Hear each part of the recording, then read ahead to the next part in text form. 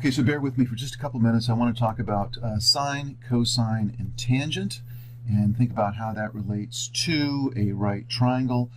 If I have a right triangle with some angle theta, then the sine is going to be this guy over here, and the length of this side, we're going to refer to that as sine. The length of this side is going to be the cosine, and the length of this side is the ratio sine over cosine, or tangent. Okay, and the reason I mention this is because there's plenty of times where you have one point here, P1, let's say you have something at that location, you have another point, P2, you want to point in that direction or send a bullet along that direction, and you do this in terms of sine and cosine.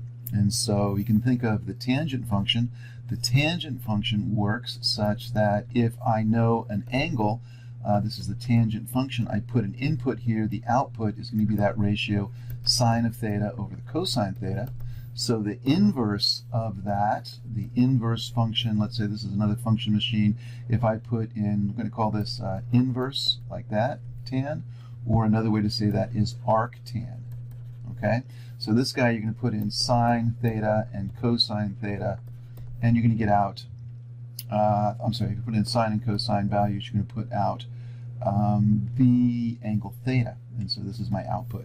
Anyway, the way I'll mention that is because in JavaScript, I'm going to go ahead and use this guy. If I have, let's say I have a turret, and I want to point him in a particular direction, let's say towards some object, let's call this P1, then to find out what that angle is, I take this value, which is the sine, this value, which is the cosine, and I call those dy and dx in the program.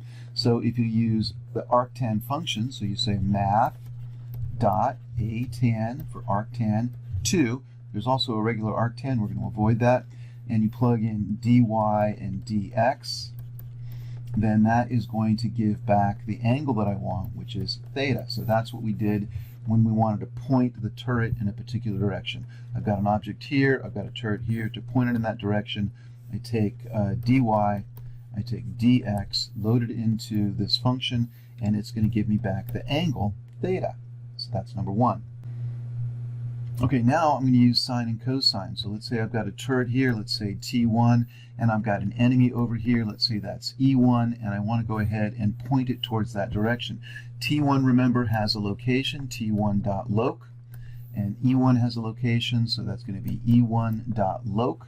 And so if I want to get to move something in this direction, and I know the angle, let's say this is the angle here, then all I have to do is move in this direction, whatever theta is, so say theta, and I take the cosine of theta. So I'm going to say cosine of theta here, so I move over cosine of theta, and I move up sine of theta. So that's what I'm going to be doing to move the bullet.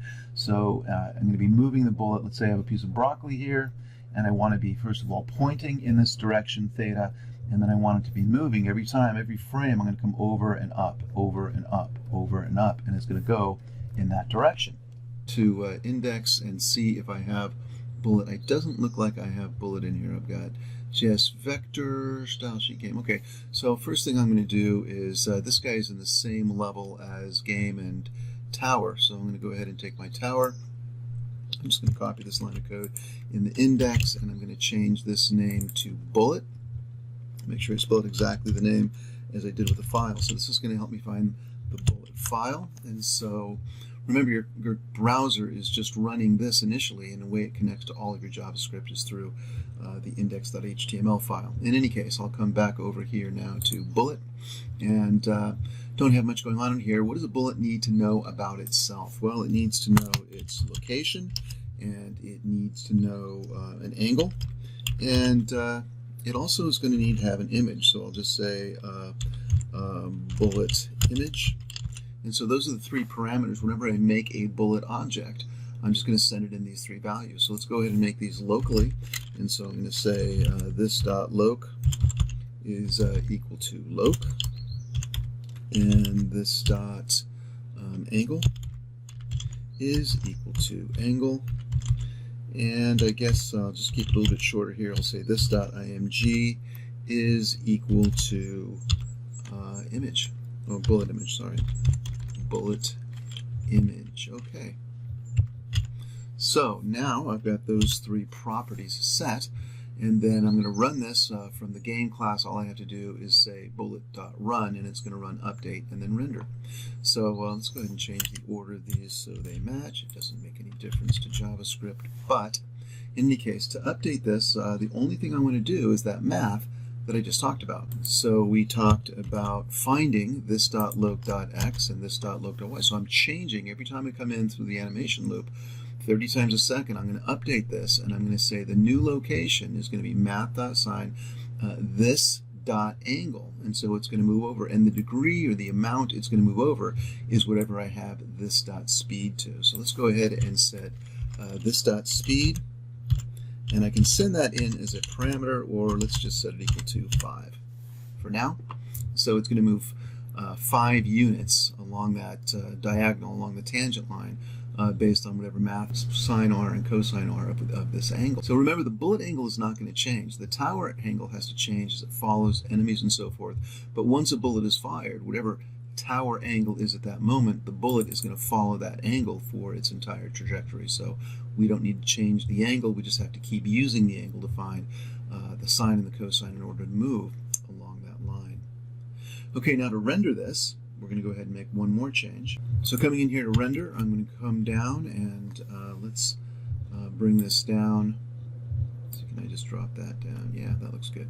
Okay, so now render is going to have context. So remember, tower game is a global variable. I'm not in the game class anymore, so I can't just say this.context. But to get it, I use the global variable tower game. I grab the context and I make a local version here. So now I can just say context.save and restore. And so that is how I'm about to translate. The reason I want to translate, again, I'm translating to wherever this is. So this is a bullet, and I want to translate. I'm going to rotate this bullet around its center. And so I say this dot angle. Remember, that's the guy that I passed in up here. And finally, I'm going to take this dot image, and I'm using these same two parameters I used for the tower. And that should do it. Okay, I'm going to create another method right now. I'm going to come up here, and after I update, I think I'll make a method called check fire. And so I need to check and see if I'm going to fire a bullet, and I'm going to do this if the mouse gets within a certain distance. So later on we'll do this with enemies. Right now we just have a mouse. We don't have an enemy class yet. So I'll say this dot check fire. And so let's come in right in here, and let's go ahead and create a check fire method. I don't need to send any parameters, I don't believe. But what do I need to do? I need to find out if the distance is from the, whatever this is a tower. If the difference between this tower and the mouse is within a certain distance, then I want to fire. And so first of all, I need to find that value. So I'm going to come right in here, and I'm going to find let dx and dy be to those two values. So I take the difference between this location x, tower game, canvas, mouse x, and tower game. Notice that mouse x and mouse y are properties of the canvas and not the context. Anyway, tower game is my global variable, so I have access to those, and I have this dot loc x, this dot loc y.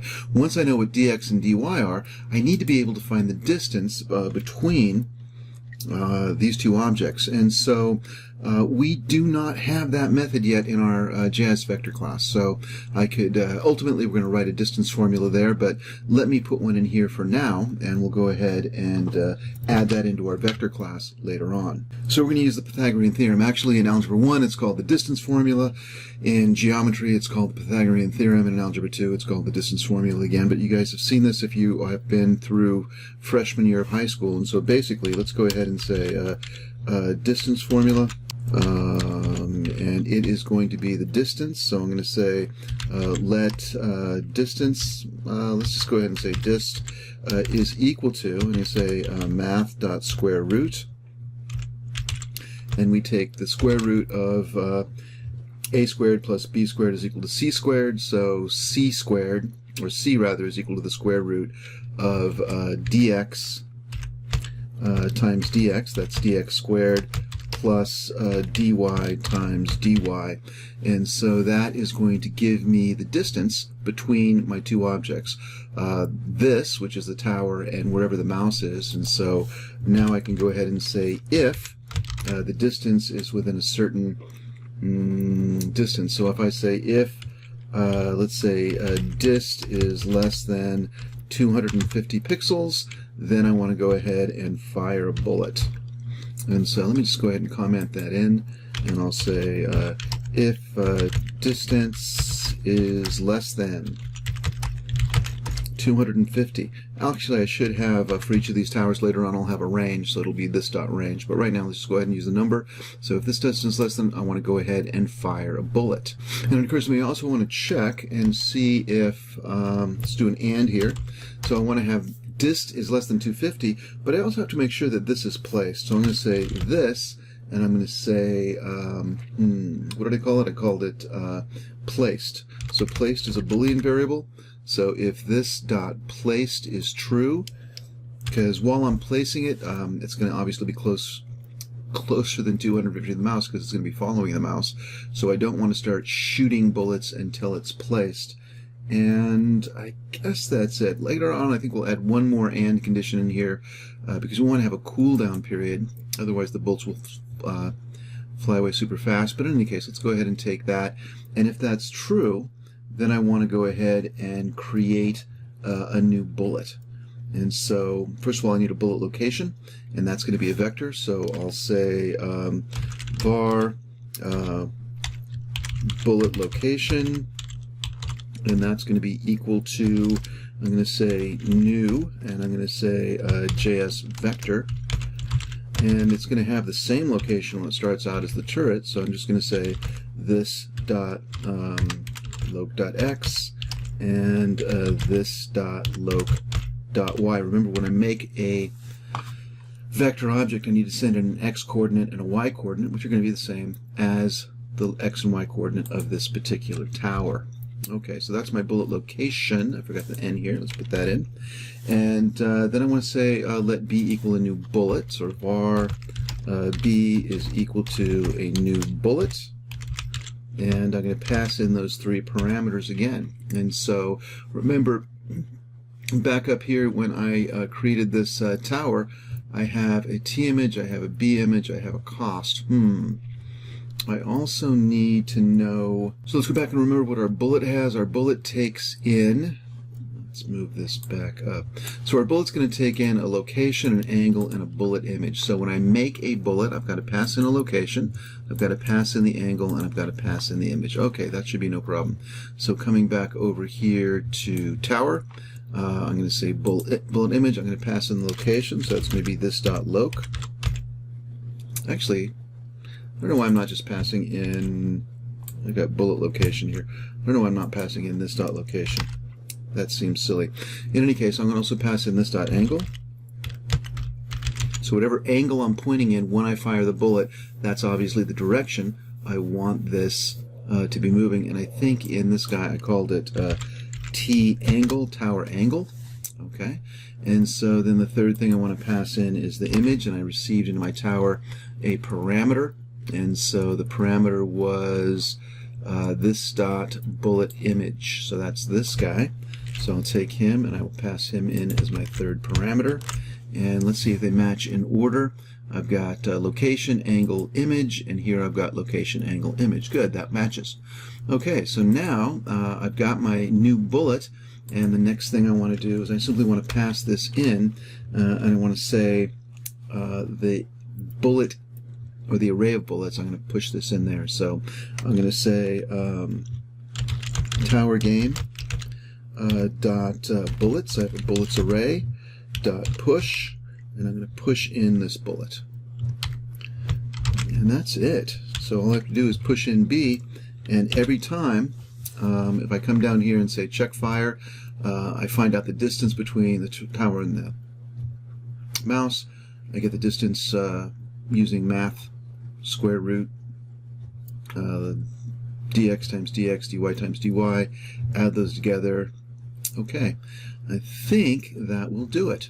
Okay, so now the last thing I want to do is I need to come in here and call this. So this all looks good. I've got my bullet class, I've got run, update, and render. If I come into my tower class, I've got check fire. So if this let's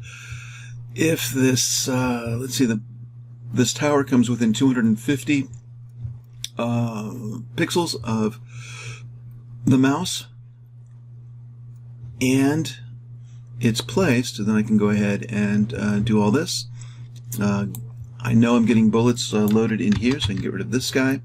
And then all I have to do is call this guy. I guess I need to check, I need to call run for my bullets. So let's go back into game. And notice in run, I've got, if this is running this render, and then down here, I'm running through, I've got a for loop going through each of my towers. Now I'm going to do the same thing for bullets. So I'm just going to change this to bullets. And same thing down here. I will say this dot bullets dot run. And so now when I reload this and I click this guy, if I click on this, hey, there are bullets. So the mouse gets more than 250 pixels away. They don't fire. If I get within 250 units, they do. And you can see I am definitely making a lot of broccoli bullets here, but they are clearly firing too quickly. In fact, they're just checking every frame. And so what I want to do is I want to create kind of a cooldown mechanism. So after I fire one, I want to have a cooldown where it won't fire again for some time. Okay, so the last thing I want to do is add this cooldown mechanism, and so I'm going to add a couple of more properties in my tower class. So I'm in the tower class, I'm in the constructor, and I'm going to go ahead and create two more guys. This is last time, and I can use a date function, or now function in the date class rather, and it's going to give me the number of milliseconds that represent the current time. And I'm going to have a cooldown period. I can make this whatever I want. I put 500 milliseconds, which is going to be 1/2 of a second. Next, let's make it 1,000, so we'll just do an even 1,000. So we're going to shoot one broccoli bullet per second. In any case, that's pretty fast, but in any case, so now I can use these down when I do my check fire. I can add this third check here, and we'll do that next. So to do that, I'll just go ahead and get, when I first come in here, I'm just going to go ahead and create another variable. I'll say let, and I'll say millis for milliseconds. So let millis is equal to, and again, I'm using date.now, and it's going to give me the number of milliseconds. And so I'm going to come in here, and I'll go ahead and say and. I'll make another variable in here. And when I leave this, I'm going to actually create this guy called this.lastTime. So I put that up here. This.lastTime is recorded as soon as I come into the constructor. And so I'll say this.lastTime is equal to date.now. And so this is going to get, as soon as I'm exiting, I'll get the number of milliseconds that represent the current time.